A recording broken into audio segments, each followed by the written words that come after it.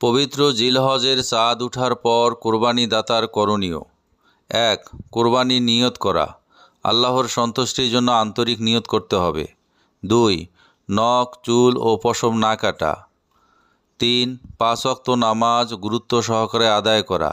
৪. বেশি বেশি তাকবীর পড়া, বিশেষ করে আল্লাহু আকবার, আল্লাহু আকবার, লা ইলাহা ইল্লাল্লাহু, আল্লাহু আকবার, আল্লাহু আকবার, ওয়ালিল্লাহিল হামদ।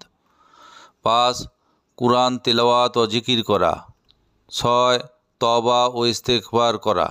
গুনাহ থেকে ফিরে এসে আল্লাহর কাছে ক্ষমা চাইতে হবে।